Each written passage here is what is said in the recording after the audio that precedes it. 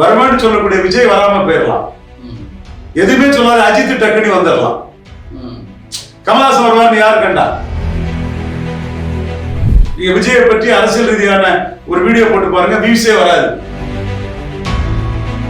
திமுகவோட ஸ்ட்ராங் கருத்தை சீமான் பேசுறாரு.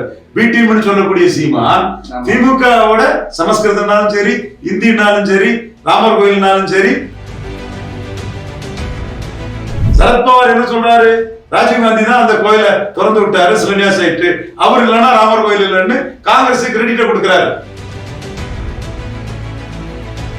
எடப்பாடிக்கு நிலைமை பலமும் போகாம இடமும் போகாம ஒவ்வொரு இஷ்யூலையும் நடுப்புல போய் மாட்டிட்டு அடிப்படை போடாருங்கிறத நான் ஆணித்தரமா சொல்றேன்.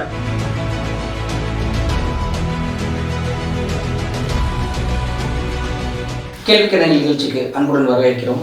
சமீபத்திய அரசியல் நிகழ்வுகள் குறித்து நம்முடன் விவாதிப்பதற்காக வருகை தந்திருக்கிறார் மூத்த அரசியல் திறனாய்வாளர் திரு ரவீந்திரன் துரைசாமி அவர்கள். வணக்கம் சார். வணக்கம்.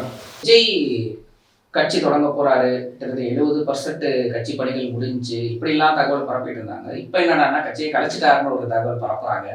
என்ன நடக்குது சார்? ஏற்கனவே நீங்க இந்த கேள்வி கேட்டீங்க, பயிர் சொல்லிட்டேன். என்றாலும் விஜய் தான் முடிவு எடுக்கணும்.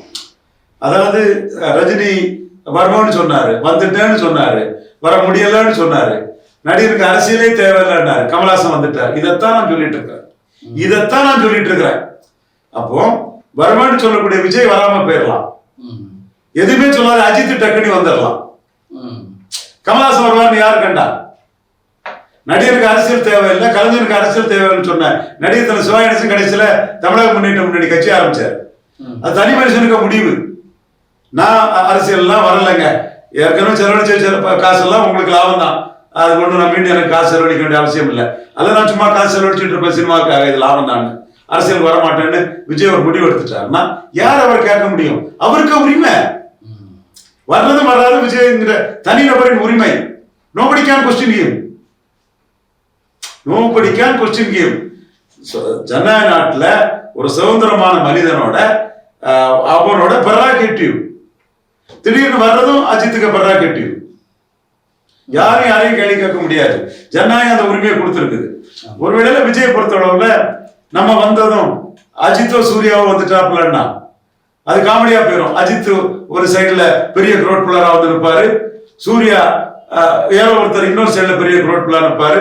இவரு என்ன சொல்லுவாரு, அவரு என்ன சொல்லுவாருன்னா ரெண்டுமே காமெடி ட்ராக்காட்டே போயிடும். ஒன் திங் ஷுவர், விஜயோ சூர்யாவையோ அஜித்தையோ வாங்கன்னு யாரும் கூடல. நீங்க விஜயை பற்றி அரசியல் ரீதியான ஒரு வீடியோ போட்டு பாருங்க, வியூஸே வராது. வியூஸே இல்ல. அதுக்கு சினிமா ரீதியா விஜய் அஜித் சூர்யா பற்றி போடுங்க, வியூஸ் ஏறிட்டு போகும். விஜய்க்கு அடுத்த படத்துல ஃபர்ஸ்ட் சிங்கிள் அதுன்னு ஒரு டான்ஸ் போடுங்க, அது மில்லியன்ல போகும். அது என்டர்டெயின்மெண்ட். அது that's different type of viewers. நீங்க அரசியல் வியூவர்ஸ்ல விஜய் யாரும் வரணும்னோ விஜய் வந்துதான் இங்க எல்லாம் ஆகணும்னோ ஒருத்தரும் நினைக்கல. அதுக்கு விஜய்க்கு பொலிட்டிக்கல் வீடியோ விஜய்க்கு வியூஸ் இல்லைங்கிறது தான் உண்மை. அந்த நேரத்துக்கு தெரியும், செய்யார் பாலுக்கும் தெரியும், ஒரு பிஸ்மிக்கும் தெரியும், இன்னும் இதுல வரக்கூடிய சேகுவாரா ஜெய்சங்கருக்கும் தெரியும், இந்த இதுக்குள்ள பேசிட்டு இருக்க எல்லாத்துக்கும் தெரியும். எனக்கு லேட்டா தான் தெரிஞ்சது. அது ஃபர்ஸ்ட்ல ஆதன் மாதேஷ் சொன்னார் விஜய்க்கு வியூஸ் இல்ல சார்ன்ட்டு. ஃபர்ஸ்ட்ல பேசுங்க பாரு, நான் ரஜினியோட எல்லாம் கம்பேர் பண்ணி விஜய் பேச மாட்டாங்க, வேணா சிவகார்த்தியனுக்கு வளர்ச்சி விகிதம் விஜய்க்கு வளர்ச்சி விகிதம் சிவகார்த்தியை கூட கம்பேர் பண்ணி பேசுவோம் சொல்லுவேன். அப்ப அது அவருக்கு சம்மதிக்க மாட்டாரு. சரி, அப்ப விஜயை பற்றி பேசாண்டாம், விட்டுட்டு போயிருவோம்னு நான் சொல்லுவேன். கடைசியா சொல்லும் போது விஜய்க்கு பொலிட்டிக்கல் வியூஸ் இல்ல சார்ன்ட்டாரு. நியூஸ் 7 பேசும்போது விஜய்க்கு வியூஸ் இல்லைன்ட்டாங்க. அப்ப விஜய் அரசியலை யாரும் எதிர்பார்க்கல. அப்ப யாரும் எதிர்பார்க்கலன்னு தெரியும் போது அவரே இதை மூட்டை கட்டிட்டு போகலாம். ஆனா ஒரு அரசியல் சக்தியா காட்டுறது லாபம், சினிமாவுக்கு லாபம். மீண்டும் அதை சொல்றேன், அது தப்பும் இல்லை. ஒருத்தர் தன் தொழில் வளர்ச்சிக்கு இன்வெஸ்ட் பண்ண தப்பும் இல்லை. சோ வரது வராது விஜய்க்க முடியும், வரது வராதோ அஜித் சூர்யாவுக்கு முடியுது. வருவாங்க பாரு, வரமாட்டாரு, வரமாட்டாங்கிறவங்க வருவாங்க. அது வரும்போது நம்ம பாத்துக்கலாம். அதனாலதான் நான் விஜயோட அரசியல் பற்றி பெருசா நான் கண்டுக்க போறதில்லை. மற்றவங்க பேசும்போது கம்பல்ஷன்ல ஏதாவது பேசுறேன்னு தவிர நான் அதை பெருசா எடுத்து பேசுறது கிடையாது. அப்படி பேசினாலும் கூட அது கூட அஜித் சூர்யாவெல்லாம் கம்பேர் பண்ணி எடுத்துட்டு வந்துதான் நான் பேசுவேன். ராமர் கோயில் திறப்பு விழாக்கு திமுக உதயநிதி என்ன சொல்லியிருக்காருன்னா, நாங்க அதுக்கு கோயிலுக்குலாம் எதிரி இல்லை, இருந்தாலும் இந்த மசூதி இடிச்சிட்டு கட்டினதுனால எங்களுக்கு வந்து நாங்கள் அதுக்கு போக மாட்டோம், அதை நாங்கள் எதிர்க்கிறோம் அப்படின்னு ஒரு இது சொல்லியிருக்காரு. அவங்க ஸ்டாண்டு தெளிவா இருக்காங்க. இங்க இந்து ஓட்டர்ஸ்னு ஒண்ணு இருக்கலாம், இல்லாமலும் இருக்கலாம். இருந்தா அந்த ஓட்டு நமக்கு வராதுங்கிற அவர் தெளிவா இருக்கிறாங்க. சோ அவங்க கிறிஸ்டின் முஸ்லிம்ஸை கன்சால்டேட் பண்ண இருக்கிறாங்க. இதற்கு எதிரான சித்தாந்தங்களை கன்சால்டேட் பண்ண இருக்காங்க. திருமாவளவன் கம்யூனிஸ்ட் காங்கிரஸ் கூட இருக்கும்போது அவங்க ஸ்டாண்ட்ல இதுல கரெக்டா இருக்கிறாப்ல. நான் இதுல ஸ்டாலினுக்கு கருத்து தான் நான் பார்ப்பேன். உதயநிதி ஸ்டாலின் ஸ்டாலின் கருத்துன்னு அதை எடுத்துட்டு போயிடலாம் ஓரளவு. அந்த சேஞ்சஸ் ஸ்டாலின் சொல்லாத வர. சோ அந்த இடத்துக்குள்ள அவங்க இருக்காங்க. எடப்பாடி பழனிசாமி தான் நான் ஏற்கனவே சொன்னேன் இல்லையா, உத்தரப்பிரதேச காங்கிரஸ் மாதிரி வலமும் போகாம இடமும் போகாம நடுப்புல அடிபடுறாப்புல. திமுகவோட ஸ்ட்ராங் கருத்தை சீமான் பேசுறாரு.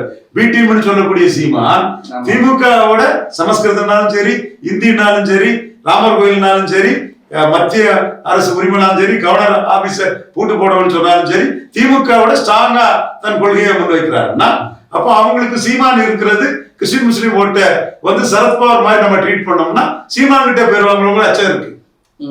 சரத்பவார் என்ன சொல்றாரு, ராஜீவ்காந்தி தான் அந்த கோயிலை திறந்து விட்டாரு சிலன்யாஸ் ஆயிட்டு, அவர் இல்லைன்னா ராமர் கோயில் இல்லைன்னு காங்கிரஸ் கிரெடிட்டை கொடுக்கிறாரு. இதே இந்தியா கூட்டணியில இருக்கு.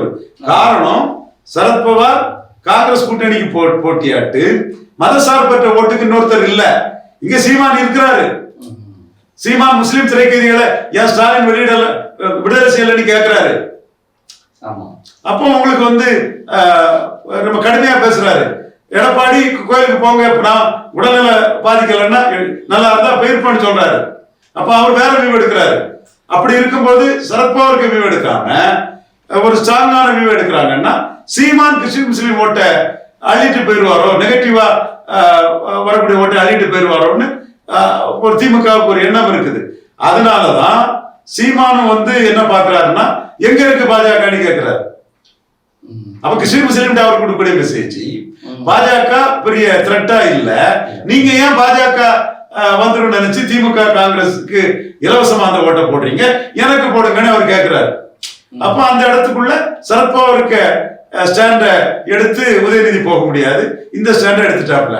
அப்போ கிறிஸ்டின் முஸ்லீம் ஓட்டு சென்ட்ரிக்காட்டு அதுல இருக்கிறது திமுகவும் நாம் தமிழரும், இந்து ஓட்டர் சென்ட்ரிக்கா இருக்கிறது பாஜகவும் பன்னீர்செல்வம் இந்து ஓட்டை கொண்டு போயிருவாரோன்னு எடப்பாடி பழனிசாமி இருக்கிறார்.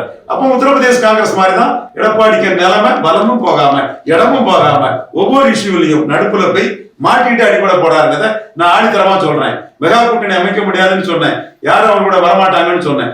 இப்பவும் அவர் சென்றிருக்கா இதுதான் போகுது. ஓகே, திமுக தங்களோட நிலைப்பாட்டை தெளிவா சொல்லிட்டாங்க. சரி சார், உங்க நேரத்தை கொடுத்து நேர்காணல் பங்கேற்று நன்றி.